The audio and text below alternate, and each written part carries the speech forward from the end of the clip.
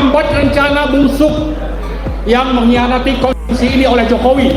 Jadi oke, di Lampung sudah bisa berhasil, tapi di daerah lain ini harus dihambat rencana Jokowi ini. Ya. Kemudian hal yang kedua, kita coba potret siapa Jokowi. Ternyata Jokowi ini adalah pengkhianat konstitusi, melanggar berbagai undang-undang dan peraturan, dan terduga berbagai kasus korupsi, sehingga dapat predikat sebagai pemimpin kedua terkorup di dunia. Ya.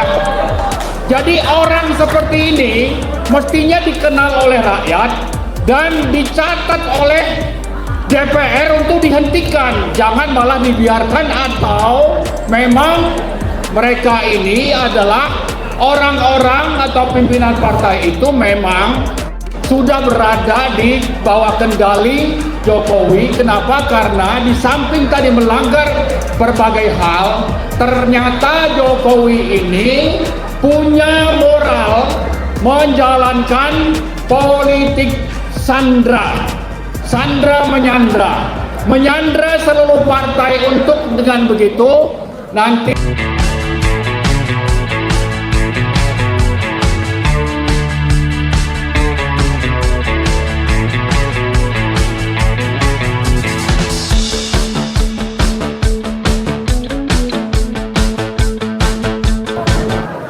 Assalamualaikum warahmatullahi wabarakatuh. Alhamdulillahirrahmanirrahim. Allahumma sholli ala sayyidina Muhammad. Saya coba sampaikan hal-hal yang saya bagi kepada 4 objek utama, yaitu pertama background, kenapa kita mengadakan acara ini. Kemudian kita potret atau kita sedikit singgung profil dari Jokowi. Kemudian yang ketiga, kita bicara tentang peran Pak Prabowo. Kita bicara tentang kita ke depan mau apa gitu ya. Nah, jadi background, sebetulnya acara ini sudah kita rencanakan sekitar 3 minggu yang lalu, terutama di-trigger oleh rencana Jokowi untuk melakukan safari politik ke daerah-daerah. Ya, seolah-olah dia ini berjalan tanpa hambatan untuk meneruskan dinasti Jokowi, untuk menggalang dukungan politik supaya nanti bisa berjalan mulus pengalihan dari Presiden Prabowo ke Gibran. Karena itu Jokowi tidak peduli dengan misalnya aturan main, konstitusi, undang-undang, dan partai-partai lain, berarti dia sudah curi start gitu ya. Jadi karena itu kita berniat untuk menghambat rencana busuk yang mengkhianati konstitusi ini oleh Jokowi. Jadi oke, di Lampung sudah bisa berhasil, tapi di daerah lain ini harus dihambat rencana Jokowi ini. Ya. Kemudian hal yang kedua, kita coba potret siapa Jokowi. Ternyata Jokowi ini adalah pengkhianat konstitusi, melanggar berbagai undang-undang dan peraturan, dan terduga berbagai kasus korupsi, sehingga dapat predikat sebagai pemimpin kedua terkorup di dunia. Ya. Jadi orang seperti ini mestinya dikenal oleh rakyat dan dicatat oleh DPR untuk dihentikan, jangan malah dibiarkan, atau memang mereka ini adalah orang-orang atau pimpinan partai itu memang sudah berada di bawah kendali Jokowi. Kenapa? Karena di samping tadi melanggar berbagai hal, ternyata Jokowi ini punya moral menjalankan politik sandra menyandra seluruh partai untuk dengan begitu nanti agendanya untuk meneruskan dinasti Jokowi itu bisa terlaksana. Jadi dalam menjalankan rencana dinasti Jokowi itu, di samping tadi melanggar politik sandra menyandra, juga memanfaatkan dua lembaga penting, misalnya terkait dengan ijazah palsu. Apa itu?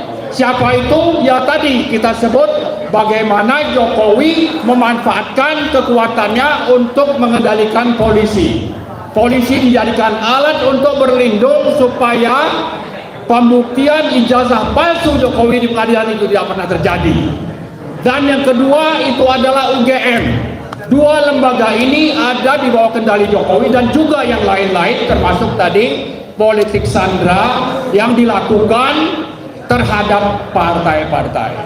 Nah, dengan profil dari Jokowi seperti itu, kita coba lihat ke hal ketiga, yaitu tentang Pak Prabowo.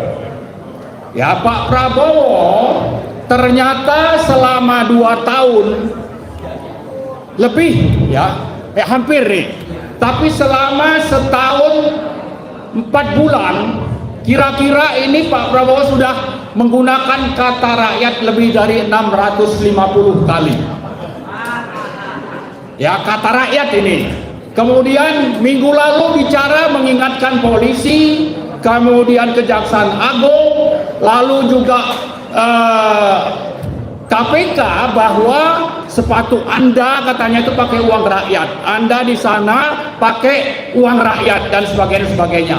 Tapi dalam menjalankan pemerintahannya, Pak Prabowo ini jauh dari aspirasi rakyat.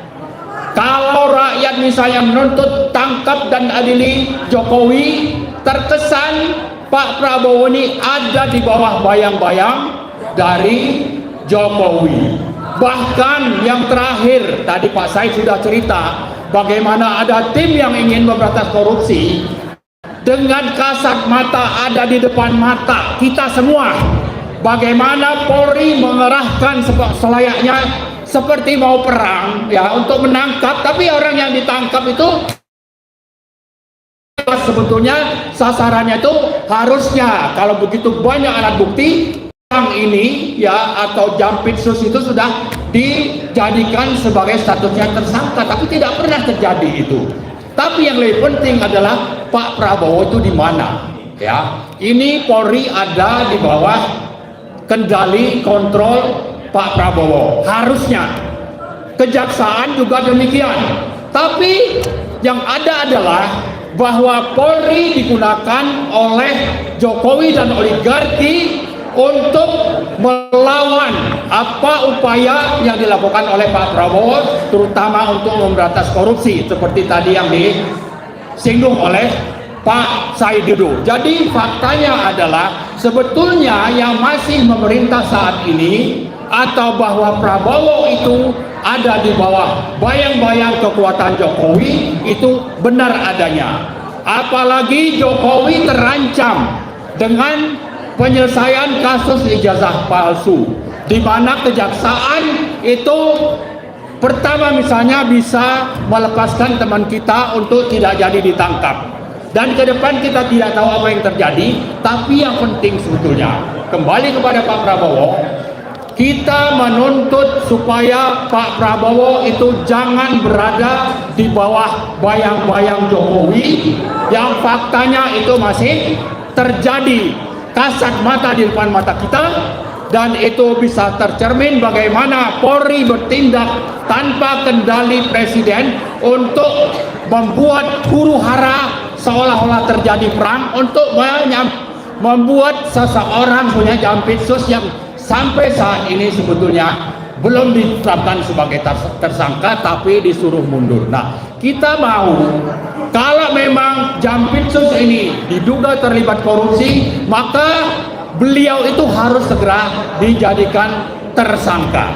Tapi kalau itu tidak terjadi, maka sebetulnya nanti di belakang ini bisa saja ada deal politik, Jampitsus mundur, agenda pemberantasan korupsi Pak Prabowo itu tidak berjalan optimal, lalu Jokowi lolos dari kasus skandal ijazah palsu, maka kita sebetulnya akhirnya mengingatkan kepada Pak Prabowo, Anda ini sebetulnya tulus tidak bicara soal menjadi presiden dari rakyat, ya, tapi justru bekerja untuk melanjutkan atau membiarkan agenda Jokowi untuk meneruskan kekuasaan lewat dinasti Jokowi. Kita mau Pak Prabowo sebetulnya konsisten dengan ucapan bahwa dia bekerja untuk rakyat, yang tadi saya sebutkan. Mungkin kalau bulan Maret sudah menyebutkan kata rakyat itu 650 kali, mungkin sampai sekarang sudah 1000 kali untuk rakyat. Tapi fakta itu untuk oligarki dan melindungi Jokowi. Ya, kita tidak mau presiden seperti itu. Kalau memang seperti itu adanya, masih terus bekerja, tidak berani berhadapan dengan Jokowi, kemudian tidak berani berhadapan dengan konglomerat hitam, maka sebetulnya lebih baik Pak Prabowo itu mundur secara baik-baik. Ya, bahwa saya tidak sanggup, ya, karena itu saya meletakkan jabatan, tapi pada saat yang bersamaan dia jangan sampai membiarkan Gibran naik menjadi presiden. Itulah yang saya kira perlu kita pahami. Dan karena itu yang keempat, saya menghimbau kita semua untuk terus bersuara agar kejahatan yang sudah dilakukan oleh Jokowi dan sedang menyiapkan dinastinya untuk terus berkuasa ini bisa dihentikan. Dan salah satu poin penting yang perlu kita ingatkan adalah Pak Prabowo sangat berperan di sana. Tapi kalau Pak Prabowo memang tidak mampu, bicara saja terus terang, jangan bawa lagi kata-kata rakyat, biarkan rakyat yang bersuara, dan kita semua akan terus menyuarakan untuk tangkap dan aliri Jokowi dan mazurkan Gibran. Saya kira itu saja. Terima kasih. Assalamualaikum warahmatullahi wabarakatuh.